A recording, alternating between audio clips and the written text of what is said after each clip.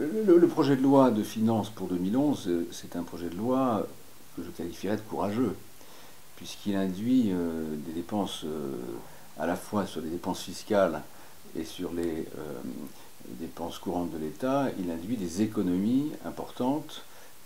Il faut que nous puissions atteindre les objectifs de réduction du déficit public, que nous puissions faire en sorte que nos équilibres, nos fondamentaux économiques et budgétaires correspondent à l'attente des marchés financiers et évidemment de l'Europe. Bon.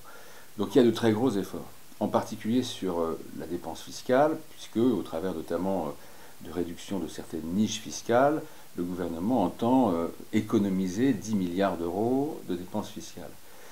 Ce qui, moi, me paraît important, c'est qu'on puisse faire cet effort, il est absolument nécessaire, et sans doute d'ailleurs devra-t-il être poursuivi dans les deux exercices prochains, pour 2012 et pour 2013.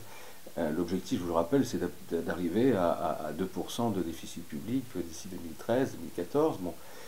Donc c'est un effort très important, sans précédent. Mais pour moi, je disais qu'il y a un objectif qui est de préserver la capacité d'incitation des contribuables à investir dans les entreprises. Ça doit rester une priorité.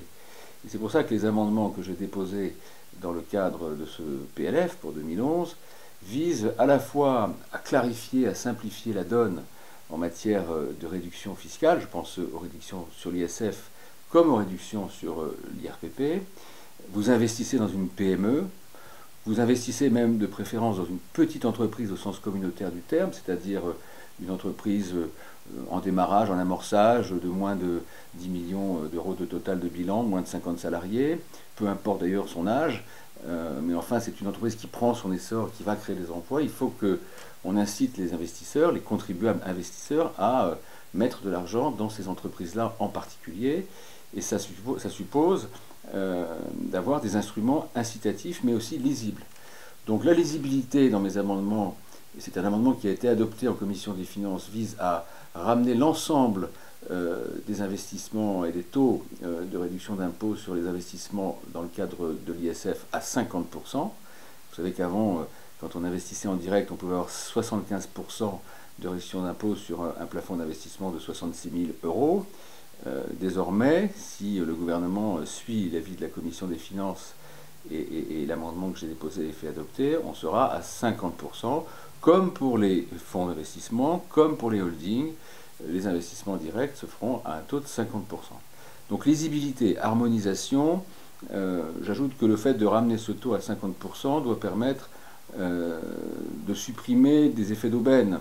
Ce n'est pas une bonne logique de se précipiter sur un investissement en direct parce qu'on sait qu'on va avoir 75% de réduction. Ce n'est pas toujours un bon calcul économique. Il vaut mieux avoir un peu plus de temps et un peu plus de lisibilité et d'harmonie dans l'ensemble des taux de réduction sur l'ISF. Par contre, je considère qu'il faut qu'on puisse augmenter la base sur laquelle s'applique ce taux de 50%.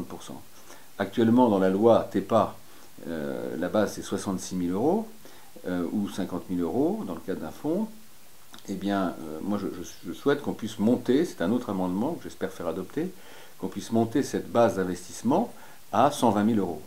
L'idée c'est d'avoir plus de lisibilité, tout le monde est à 50%, mais par contre d'avoir des bases d'investissement qui permettent de garder une réduction d'impôt entre 50 et 60 000 euros de réduction pour un couple. L'idée derrière ça, c'est aussi de faire en sorte que les gens qui ont de l'argent, les chefs d'entreprise qui ont vendu leur entreprise et qui ont envie de réinvestir, les gens qui ont du patrimoine, eh bien, il faut faire en sorte que ces gens-là soient incités à investir d'abord en priorité dans les petites entreprises, plutôt que de mettre ça dans des œuvres d'art ou dans d'autres produits de défiscalisation. Et tout cela se fera avec une dépense fiscale sans augmentation pour l'État, puisque les gens qui ont du patrimoine, qui ont de l'argent, ils sont déjà habitués à défiscaliser au maximum, on le sait.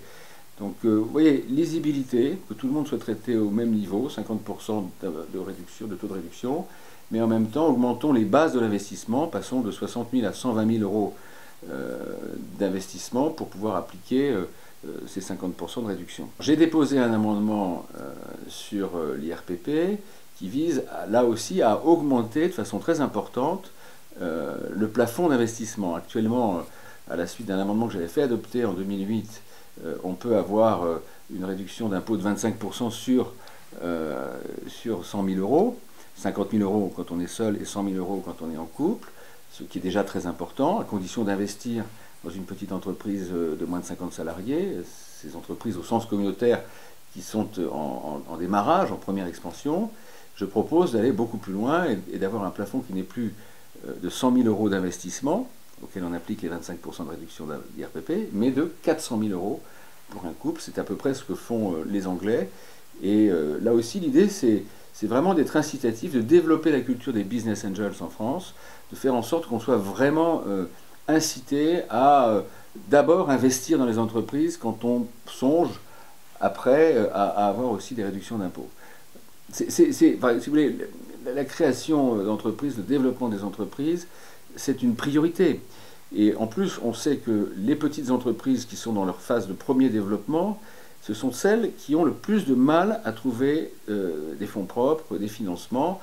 Les fonds d'investissement classiques, les fonds de capital risque et a fortiori le secteur bancaire n'interviennent pas ou très peu dans cette cible-là. Et toutes les études montrent que l'equity gap, le trou dans la chaîne de financement, il est sur ces petites entreprises, en gros de moins de 10 millions d'euros, de moins de 50 salariés. Donc les seuls qui interviennent vraiment aujourd'hui pour renforcer les fonds propres de ces entreprises en développement, ce sont les business angels. Faisons en sorte de développer cette culture des business angels avec des instruments fiscaux qui soient beaucoup plus attractifs. Tout ça se faisant, je le rappelle encore une fois, dans le cadre du plafond global des niches, c'est-à-dire que pour l'État, ça n'est pas une dépense fiscale supplémentaire, ça n'est pas un coût pour l'État, ou vraiment de façon très très marginale.